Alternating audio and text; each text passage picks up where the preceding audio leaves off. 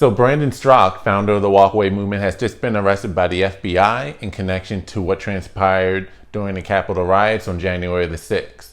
Now, the day after the events of January the 6th, Brandon Straka actually went on to YouTube to post a video of his accounts of what happened. It was an hour-long rant. Within that hour-long rant, he did include several minutes of actually what happened that day, his part in it, which I think it's been totally overblown, but I'll let you hear it for yourself. But before we get to that, please, in order to help support independent content like this, please don't forget to subscribe to this channel. And then at the end of Brandon Straka's video, I'll share my little 2 cents analysis. So stay tuned to the end. Without further ado, here's his testimonial account. Let's roll.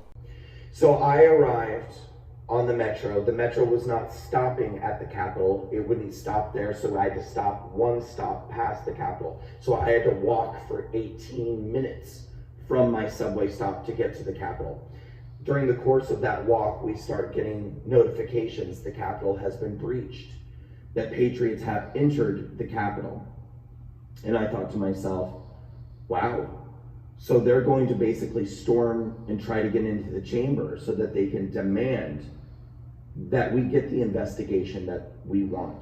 You know, and the first thought that I had to myself was I started having memories of the Brett Kavanaugh hearing, Alyssa Milano, Amy Schumer, and a number of hundreds, thousands of women storming, I don't remember if it was the Capitol, the Supreme Court, what it was. I remember them going in. At some point, they breached every level until they got to Nancy Pelosi's office, and they were pounding on Nancy Pelosi's door, and they were heralded as heroes by the media.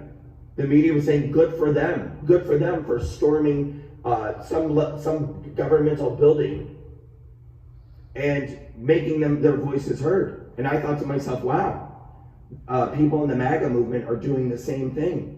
They're going out and they're demanding justice for 74.5 million voters. I arrived at the Capitol, and when I got there, I saw thousands of people outside. And all of them they were singing songs. Some of them had megaphones. None of them were rushing the Capitol. They were all just standing outside, holding signs, singing, chanting, things like that. I started asking people, are people inside? What's going on? And people said, yeah, up there, people are going inside. So I walked up the stairs. There was a lot of people there, so I had to kind of make my way through. I had security with me, so I was communicating with my security as we were going up. And when I got there, what I saw was that there were 2 large metal doors, double doors. One of the doors was open, one of the doors was closed. People were going through the opening in the middle door. Now I want to be clear, these were metal doors. There were no windows, there was no glass. I literally saw nothing being broken. I saw nobody committing any acts of violence. I saw nobody committing any acts of vandalism. Nothing was being broken to get into the Capitol, from what I was witnessing, from what I was seeing. But I was seeing people going inside. And there was a large bottleneck effect because there were a lot of people in a small space and only one open door space. But then after a few minutes, the second metal door opened, and now 2 open metal doors. So now more people are able to get in a little more quickly, still not quickly, but a little more quickly. Next thing I knew, I myself was probably 10 feet minimum, maybe anywhere from 10 to 20 feet away from the opening of the door, 2 open metal doors. I start seeing bursts of tear gas coming out of the doors. I got some tear gas in my eyes. I got some tear gas in my throat. It wasn't so bad that I was debilitated, but I was feeling it, and people around me were feeling it. And shortly after that, a man came out. He said, they've cleared Congress, everybody's left, there's no one else inside, everybody turn around, no one else come inside. And he said something to the effect of it being a victory for us. We got what we wanted, they cleared Congress. I heard this, I turned around, I started telling people, turn around, don't go inside.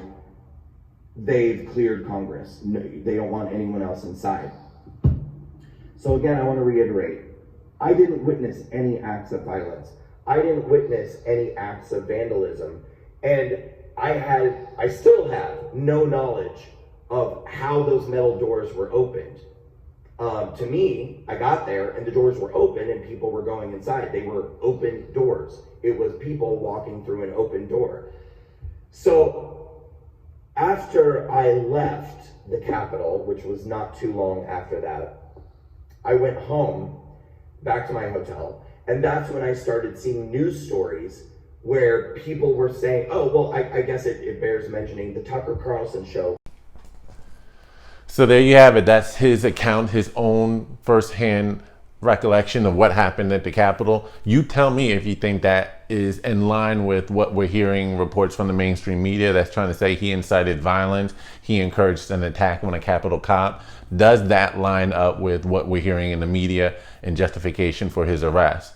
Or do you feel as though this is a way for them to delegitimize a movement that spawned over 500,000 individuals, that resulted in doubling of the LGBTQ vote for President Donald Trump in the 2020 election, massively increasing the black vote as well? I believe the male vote increased by a good 35%. The female black vote doubled. The Latino vote skyrocketed, all because of outreach that he did on his own without help from the GOP whatsoever.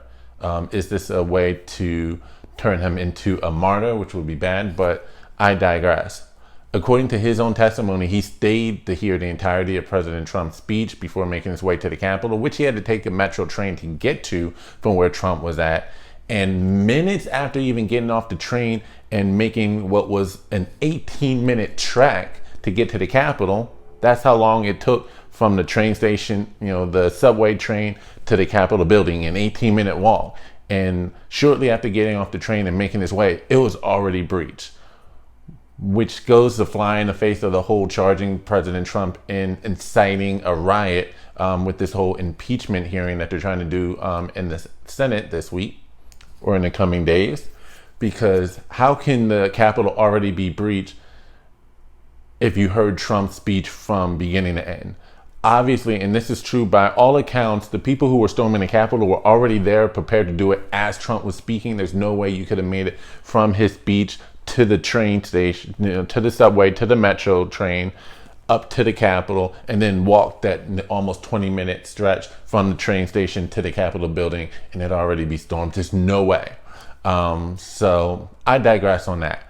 But he gets there. By the time he already gets there, the Capitol's already being stormed. He has no idea what's going on. He's apparently interviewing people, videoing the whole situation, so he's recording it. So he's being told, oh my God, the Capitol building's been stormed. You heard from the video, the first thing that went into his mind is what happened during the confirmation of Brett Kavanaugh. You had Alyssa Milano, and who was the other celebrity he mentioned? I forget her name, but I digress. They stormed the federal building to demand their voices be heard, and that was it, to demand their voices be heard. They stormed that federal building, went as far as Nancy Pelosi's office, and they were heralded as heroes by the media. But again, it was just a matter of making their voices heard. And he's thinking, oh my God, Trump supporters did the same thing. Peacefully, no destruction. As far as he knows, no violence whatsoever. And that's what he sees. He doesn't see any violence.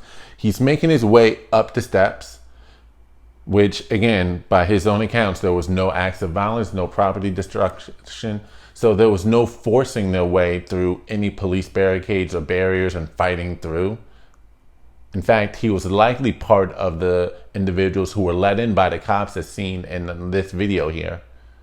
Police are squabbling with protesters. Oh, there we go.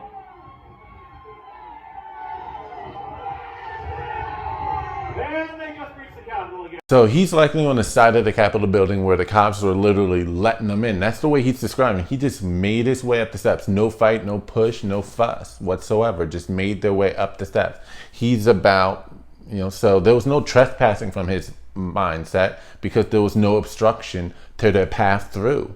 no obstruction. So he's about maybe 10 feet away from the Capitol door, still interviewing people, trying to figure out what's going on, asks if people are inside. He does see individuals bottlenecking their way through these double doors. But again, at no point does he make his way through. And then later he says tear gas comes, is being, making its way from the Capitol building. He gets hit by it a little bit. Again, still at no point breaching, no conflicts. He said still, even at this point, he hears that the Capitol has been put on recess, and he's encouraging people to now go home, leave the site, or at least go back to your hotels, leave. They did what they wanted to do. They paused the vote. They had their voices heard. That's all. Let's go. And it wasn't much more than a few minutes. But what they're trying to charge him with is in being part of an incitement of violence, a riot, and threatening to attack a Capitol cop and take his shield away. And they're referencing videos that you cannot find online, saying that this was made available, initially put on Twitter, Facebook, YouTube. I can't find it. I've looked through his Twitter feed, don't see it at all. I've been watching and following him since this happened, especially since Facebook banned him, and I wanted to see what was the next move for the walkaway movement. He's done a number of videos on his YouTube page. I still don't see these videos that they're trying to reference. They magically disappeared. And so that's what they're trying to plague him with, that he was part of the violent revolt, when all you hear in his mind is, or from his account, there was no acts of violence that he actually witnessed or saw, let alone take part of and or encourage. So I love to see this evidence that they have. Now, they did share some quotes from that same video. It's an hour-long rant. Feel free to watch it from his page if you'd like. I'll even be more than glad to put the link in the description box below.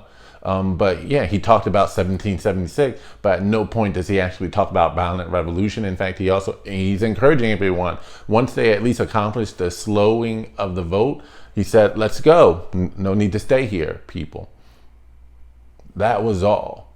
But they're trying to paint it as though he was inciting a mob, encouraging violence. And if he's recording this whole thing, I don't see why he would have it on record, recorded record, him doing one thing, i.e., let's take this cop's shield.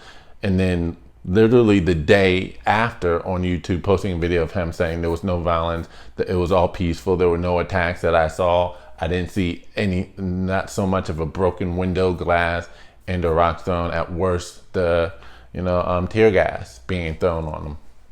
And that was it.